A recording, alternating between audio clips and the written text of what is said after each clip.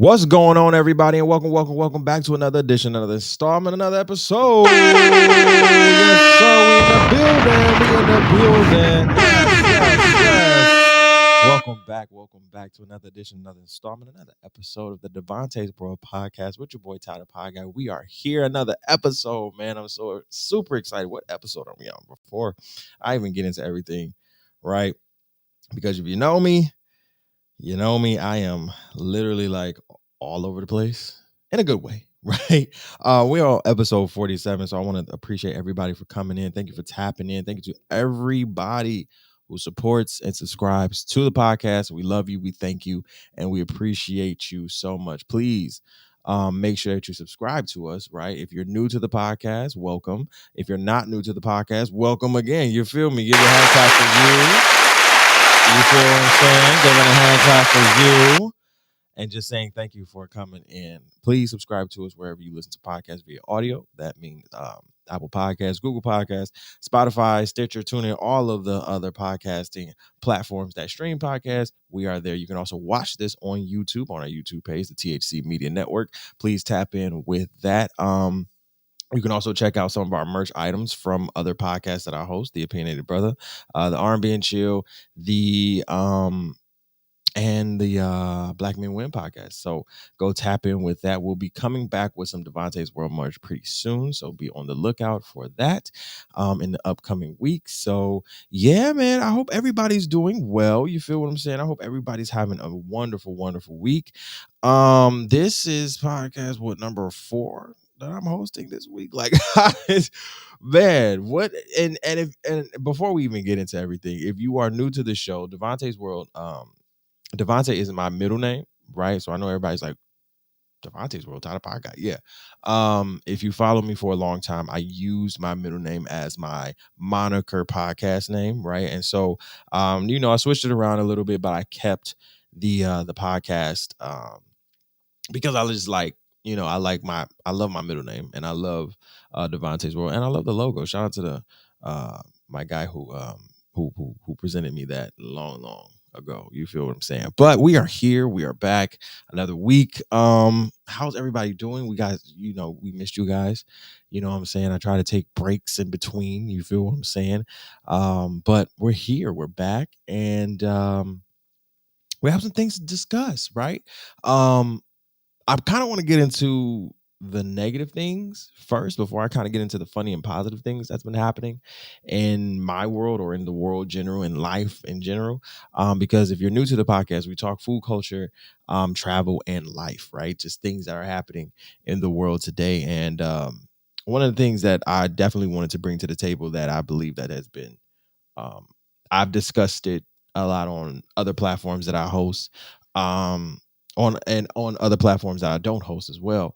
But this Ukraine and Russia situation, and a potential, and I say that with very much conviction, a potential world war that could arise. Right? We are not privy to what did I say? Pervy? Pervy Sage. We are not privy to not knowing that wars exist, right? In countries, in different parts of the world. But when we talk about having a pandemic, right, and what that means right now, still in a COVID-19 pandemic, even though we know kind of COVID isn't going away, right? In a sense, we talk about inflation and gas prices, right? We talk about things literally going up. And this has not been new just because Ukraine and Russia are having a fight right now, a big one at that, right? And it's funny because for me, food and gas, I live in New York City, right? So food, gas, everything is sky high, right? And so when you say inflation, you're basically saying here in New York City, that everything is about to just like skyrocket, right? And it doesn't even just stop there, right? We talk about Russia and Ukraine and how this is affecting America, right?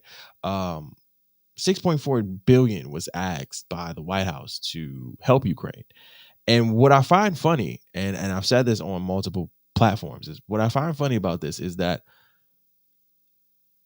my African brothers and sisters who are over in Ukraine can't even try to survive because racism still exists over there. Now, that's not surprising, but it's disheartening. You understand what I'm saying? Because in the midst of war, even if you want to call it that, right? In the midst of crisis and families literally getting killed, there was over 2,000 people killed already in Ukraine. You understand what I'm saying? By Vladimir Putin and his soldiers, right? And that's disheartening. You understand what I'm saying? But what's also disheartening is that in the midst of crisis and in the midst of war, in real time, we are seeing in real time racism at its peak. When we talk about survival and when we talk about surviving and my brother's keeper and helping and trying to be of assistance, are we looking out for everybody or are we just looking out for ourselves? And there was a video that has been plastered all over the internet showing white Ukrainians literally blocking. And when I say blocking, I'm talking literally blocking the way of Africans who lived in Ukraine or who are living in Ukraine trying to escape themselves. And what that tells me is that, again, racism still is heavy embedded not only in America, but also in the world. Again, that is not surprising. If you even have a little bit of common sense, know that. But what's the disheartening part is that you take whatever, you may not like me as a black person, I may not like you as a white person, that's fine. You take that out of the equation. At the end of the day, I don't want to see anybody die.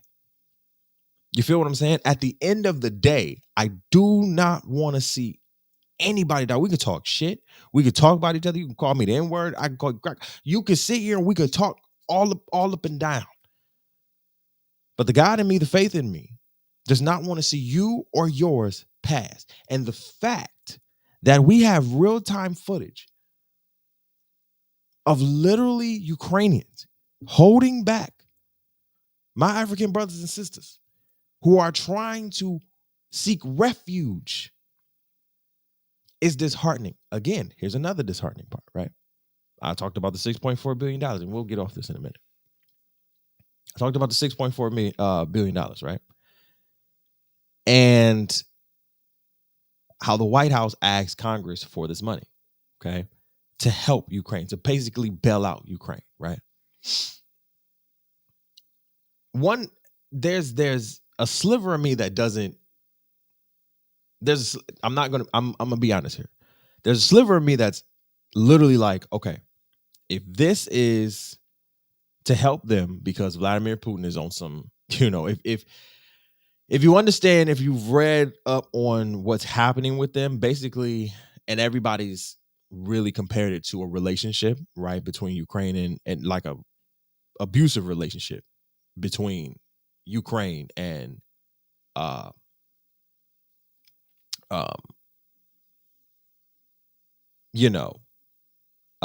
Russia. Jesus, I couldn't get that. But Ukraine got their independence 30 years ago, right? And they have been building their own kind of way of life, right? They've been trying to make sure that they are set. They have made sure that their lives and their government is separate from others, and just trying to be on a better foot. Well, Russia is that abusive ex that's coming in like, well, no, you can't do that. We want to take back, we kind of want to get you back and beat you up again and all of that good stuff. And so when you have America who's, and Tupac said it best, I can't quote him directly, but he basically said in the song, America loves to sit here and drop money for wars, but can't even help the poor. right? And we see that right now, $6.4 billion to Ukraine. I'm not saying I am saying that's a little egregious. And we're $30 trillion in debt. Like, do y'all hear me when I say that? $30 trillion in debt. You understand what I'm saying? And so when I see that, I always refer back to, it's nice that you're helping America, Joe, Kamala, administration, Congress, White House. It's great that you're doing that. But at the same time, I believe that a lot of that could have been in-house help for minorities and those who really need it over here, right? And to some degree, some people will say, let them handle what they handle over there, right? To some degree. Now, I'm not saying we can't help. We're an ally for a reason. Okay? And shout out to the Ukrainian president who is literally sticking by his people. He's not leaving, right? That's a president for me, right? I'm gonna stick it out with my people. I'm not gonna leave. America gave him the option to, hey, you want to evacuate? No. For what? These are my people, and in a sense, Ukraine is fighting back. You feel what I'm saying? So I find it funny that one in the siege of refuge and trying to escape, white Ukrainians are literally blocking Africans who also live there, residents born. And it's so funny that that's happening because it shows that racism still exists. And again, that's not surprising, but it's disheartening. And at the same token, America is dropping all of this money and we're looking like, well, where the hell are you getting all this money from? That's interesting. Well, again, that goes back to my first point. Inflation, gas prices, food, everything is about to go up. Jewelry, everything that you can think of is about to go up. Right? And so I want us to just be mindful and pay more attention and be cautious. And I'm talking to myself as well. We have to pay more attention. We have to be more cautious. We have to be a little bit more aware of what, not just of what we're doing, but what kind of this country is doing, in a sense, when it affects us as the American people. All right. So I wanted to just, get into that really quick, and just, prayers go up to Ukraine for real. And I hope everything works out. Vladimir Putin is a little woohoo. You understand what I'm saying? Look crazy. But and I said it on one of my podcasts, like in my other podcast, he is, when you hear the word Vladimir, it's just like, that sounds like a dickhead and a dictator. You feel what I'm saying? Like, it's just like, he's not trying to let up. He's very Trumpish. You understand what I'm saying? In a very, listen, this is my way or the highway, and that's it. So I hope everything works out. I hope that, a World War III doesn't potentially, or doesn't even reach that far, because from what I'm told, and from what I've been hearing, if we step foot on Ukrainian soil, it is World War III, and I mean America. If American soldiers step foot, I mean 1 inch on that soil, it is World War III. We're going to war, and we're not even talking about the other superpowers that are in our world today. And so it's a scary time. It's a very scary time, especially when we still have the pandemic, especially when we have COVID, and prices even through COVID were rising. You understand what I'm saying? Food and everything else. So now everything else is about to inflate even more, right? And jobs are scarce. You understand what I'm saying? Everything is so scarce right now. And so it's very much just keeping faith and, and hoping for the best and praying. So praying for Ukraine, and make it just sending my love and healing to them. All right. I want to talk real quick. I don't know if it was this podcast or the Opinionated Brother podcast that I host. But yo, let me tell you something. I want to apologize to the air fryer. I did that sound, the sad trombone for me, right? Now, I will shout out the air fryer. Okay? Let me tell you something. My girlfriend just bought an air fryer. Right? She just bought an air fryer. And I remember talking so much shit when the air fryer first fucking came out. No joke. No cap. I talked hella shit. Okay. Well, what the fuck? Like, you know what I'm saying? Like, the air fryer ain't gonna do shit. The air fryer ain't gonna do nothing. It ain't gonna, I like the shit I was talking about it. I'm like, hey, man, stop playing with me. You feel what I'm like? I'm really talking shit. Like it ain't gonna do.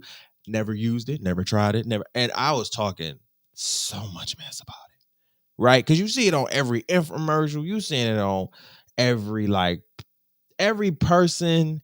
And I'm particularly I'm in Grand Rapids at the time, so everybody in Grand Rapids had an air fryer. Oh, everybody. Oh, did you get your air fryer? Have you tried the air fryer? Did you use the air fryer? Did you air fryer this, air fryer that, air fryer this? I was like, bro, shut the fuck up about an air fryer. I'm an old school cat. Give me some oil, and that's it, right? My girl got an air fryer. I made some chicken breast in the air fryer and some French fries, right? Natural way of making French fries. Got some potatoes, right? Cut them into French fries, slices, and you put a little oil on them, and you throw them in there. Yo, I I'm I am sorry, Ninja. I think the Ninja whoever makes the air fryers, Ninja particularly, because that's the brand we got. I'm so sorry. I was being so disrespectful. Yo, when I tell you that is another way, a better way of eating on another level. I was like, yo, you took the oil out of everything and it still tastes like this? You have nothing to say to me, bro. Nothing. The fries. Oh my God.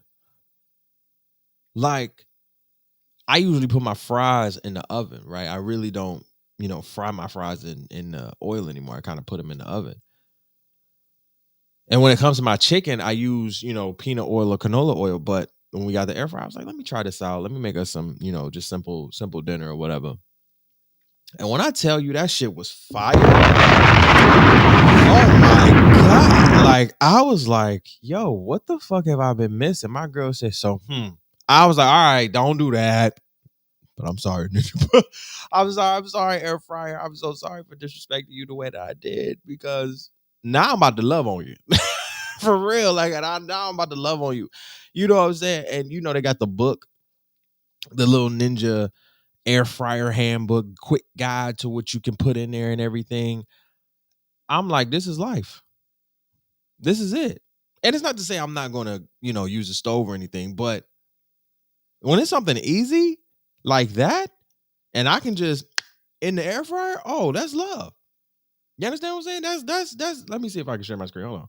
Let me see. Hold on. Let me see if I can share my screen. Let me see if I can share my screen.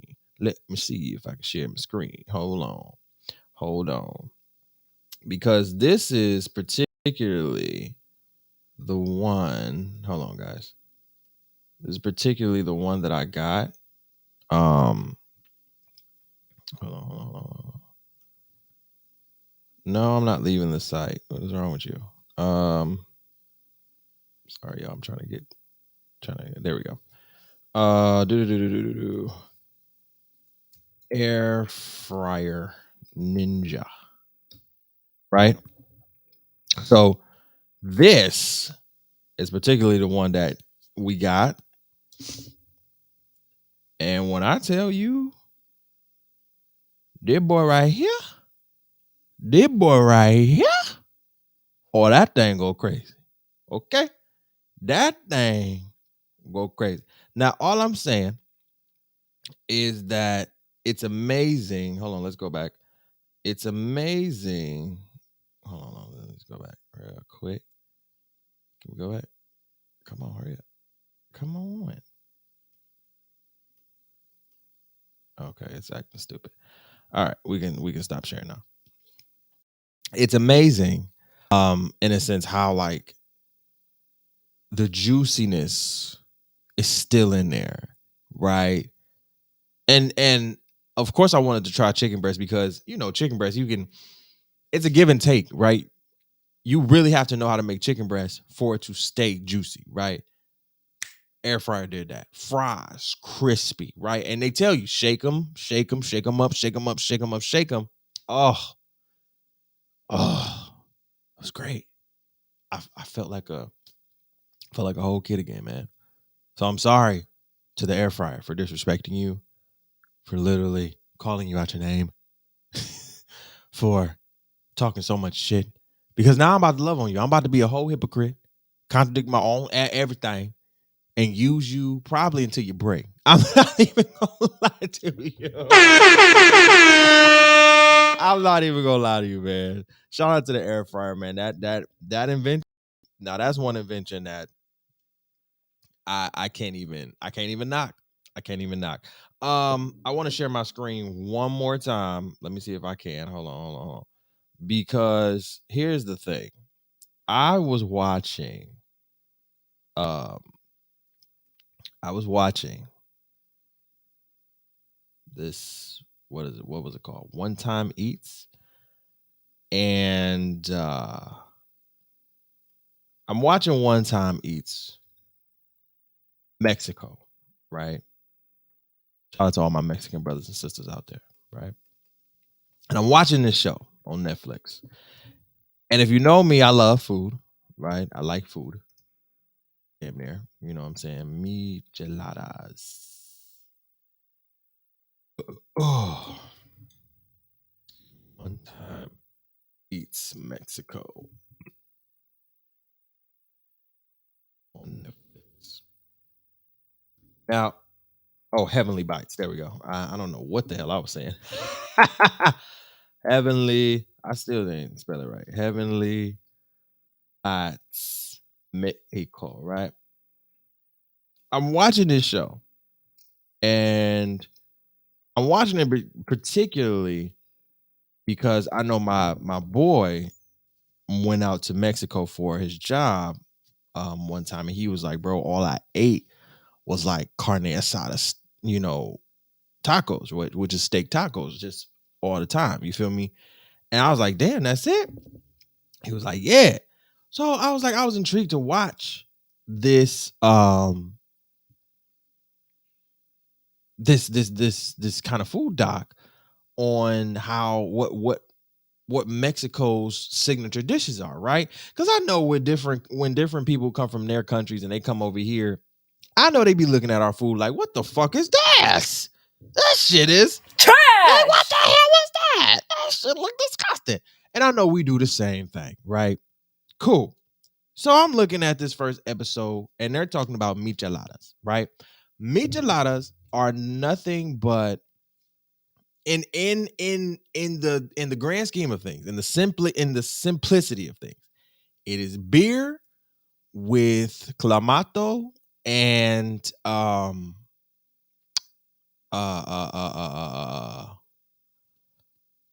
basically any other thing you want to come up with, right? But beer is like the main ingredient in clamato, right? And so when you looking at I was looking at a lot of these micheladas, and you are looking at different ones. I want to see if they showed some, if they have some pictures. Listen, this one right here, right? So if you see this michelada right here, this michelada is basically like a sweet michelada, right? They had different types of micheladas. They had the sweet ones like we're seeing right now on this picture, gummy bears, um chocolate and sprinkles on the rim. You understand what I'm saying? Beer, a little clamato, which clamato is like tomato juice and clams. And then what I was looking at is one of the dudes, he made his clamato a little different, right? He got the bottle. The clamato comes in a bottle, right? It's already a bottle of tomato juice and I believe clam, right? But what one of the dudes did is he put I think a little soy sauce, I think a little hot sauce and lime juice in there, shook it up and made his own type of concoction. You know we do that shit. You feel me? As black and brown folks, we take what we see and we make it our own. You understand what we know that. So this one right here was from these two women right here, who make real good sweet um michelada. So they get the beer, they get the sprinkles and the gummies and all of that good stuff. Whereas for my guy right here, right, who has the cowboy hat on, his micheladas. I'm not gonna lie, it turned me off. And now I'm not gonna say it's trash because I don't know how it tastes. But when I tell you that thing, the way it looked, the beef jerky, the shrimp with the heads on it. And he already said he has his own special sauce, right? Now, again, he's a hit because he has like three. I think he's franchising, I believe, his stores right now. So in Mexico, in his country, um, in his part of town, in Mexico, I believe he's in I think he's like 30 to an hour out of Mexico City, I believe. And he has about 3 stores selling these type of micheladas. You get what I'm saying? Beef jerky on top. Oh, it's making my stomach turn just a little bit. Beef jerky on top, shrimp, uh, uh, lime juice, his signature sauce, which ain't sweet. This is the savory type of thing. You understand what I'm saying? You have micheladas that are, they put the beer and whiskey one. I mean, vodka. It was one where my dude had a vodka and sweet michelada. You understand what I'm saying? It was an experience of watching. Okay, let me. There we go. Bow. Right. So this is a michelada right here. Right. A beer, gummies, everything coated. You know, because again, as black and brown people, we love to fucking experiment. We're going to do things differently. And every michelada that you see in the first episode is different. One of my guys in there, literally, I think this was the most extravagant michelada that I've seen. This man literally had a coconut. And I mean, if he, whatever ingredient I felt like he had in the bag, he put it in there, right? The basis for the michelada, the clamato, the beer. I think he put a little vodka in there too, but it's like he on top of the coconut. He put everything in there. Of course, I believe he let the coconut water out, right? And so you put the clamato, the beer, everything like that. But then he's putting shrimp, pineapples, he had octopus on there. I think it was avocados on there. It was a lot, bro. It was crazy. I was like, hold on. I want to see if we can find just some. Aha! There we go. So this is what like a regular michelada would look like. You feel what I'm saying? Let me see. Bow right here. You feel what I'm saying? Right? And this is in Los Angeles, right? But these are what micheladas look like. And what my Mexican brothers and sisters told me in this documentary is that literally it gets you drunk, but then it's also a cure for hangover. And I'm sitting there like, it low-key reminds you of a Bloody Mary, right? I believe if you like Bloody Marys, you will like micheladas. That's just facts. I believe if you like Bloody Marys, and I hated Bloody. I worked at a bar and grill. Hated Bloody Marys, right? I was the cook in the back, and sometimes I would be in the front making drinks a little bit. Jesus, Father God, I hated Bloody Marys. Oh my God, I hated them. They tasted like trash. Even if the mixologist in the back was making it so good. Because to me, I'm like, it depends on how you make it. But even listen, you can make it 1,000 times great. I'm not drinking it. You feel what I'm saying? It doesn't satisfy me. It's not even cut. Like it's nope. Like it don't even hit. So to me, if you like Bloody Marys, I think you'll find Micheladas very intriguing. Especially, I think for me, I would try the sweet ones, right? The savory ones y'all can have with the beef jerky and the shrimp and all of y'all can have that. Give me the ones with the gummy bears, a little chocolate on the rim, a little sprinkle. You understand what I'm saying? Little beer, little vodka, because I think beer and vodka, that's an interesting combination, right? A little clamato. I don't mind a little clamato, right? Because I feel like the beer and the vodka would, just expedite that and just go on about his business. You know what I'm saying? I won't taste that too much. So yeah, it's just something that I believe I would try, just not on the safer side. You understand what I'm saying? So shout out to Heavenly Bites Mexico. That was a very intriguing, and interesting,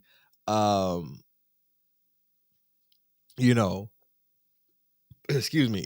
That was a very intriguing and interesting, show to watch, or that episode particularly. So I would definitely be tapping in to more of that. Speaking of, right, went to a place last week with me and my girl. We went on a date. Shout out to my bae. And she took me to this place in Harlem called Cantina. And listen, yo, first of all, Cantina is cultured up, bliggity black. I love it. You feel me? Cantina, you're getting a 5 out of 5. Here's why. You sit down, very Hispanic, mad Hispanic in there. Okay. They tell you only got a little limited 2 hours to sit and eat. Okay, cool, no problem. Hope you bring out my food fast. We ordered happy hour, right? Was between 3 and 7. We got there around 4. Thank God. You feel what I'm saying? Got there and we're drinking. Okay. The drinks, I had a frozen slushy, vodka slushy or some shit like that. I don't know what it was. But when I tell you I had about 3 of those, because my girl got one and she didn't want it because she already had 2 shots of Jack Daniels. Oh, we was lit. We had a good date night. We was out. You feel me? We drunk on the train, yo. We were drunk on the train, acting a fool. People looking at us like, what the hell? We like, what you looking at? Yo, it was so fun, bro. But the food, let me tell you. Now, if y'all know me for real, shrimp ain't it for me. I do not really fuck with shrimp, right? So we had different types of tacos. We had jerk chicken tacos.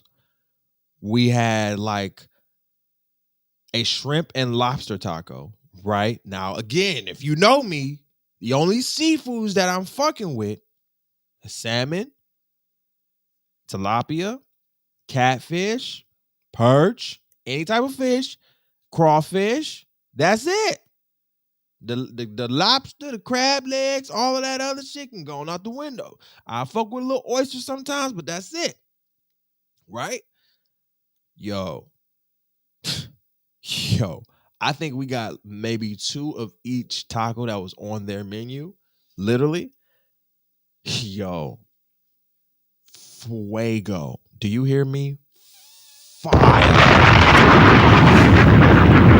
Fucking fire. I think the only thing, and I will put them at a 5.5 over 5. Do you hear me? If they would have brought us some chips and fucking salsa, oh my God.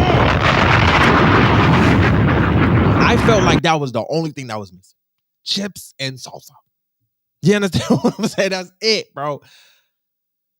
And I'm giving them a 5 out of 5 because one of the reasons I don't like shrimp and I don't like all seafood is because some places don't take the sea out of the seafood, if you understand if you get my drift. And what I mean by that is when you're cooking, right? Whether it be poultry or seafood or beef, pork, whatever, you should not taste the kind of, or even in particularly with seafood, you shouldn't taste the sea. Like I shouldn't be able to taste the shrimp in the shrimp. You understand what I'm saying? And when it came to this, and in most places, I'm tasting the shrimp. Like I can tell, oh, you didn't clean this right. You understand what I'm saying? Oh, you didn't. Like I can tell when you leave the shit in the shrimp, and I hate that shit. Do not. And I'm talking to anybody who loves seafood. Do not sit here and leave that shit in that little black sliver in the shrimp. That is disgusting. You're trash. Okay? That's just what you are. You are trash. Period. That's disgusting. You're trying to get somebody sick. When I tell you, they was like, I'm pretty much gonna get every time. You down? I'm like, I'm down. Cause I'm hungry. We getting lit. Let's go. Again, we had the jerk chicken tacos, fuego. We had, I believe, like some pork tacos that we don't even eat pork like that anymore. Personally, for me, I really haven't eaten pork like that, and my girl really doesn't eat pork.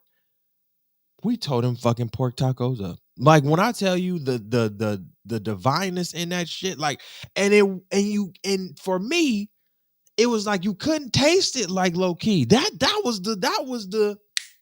like the what the fuck?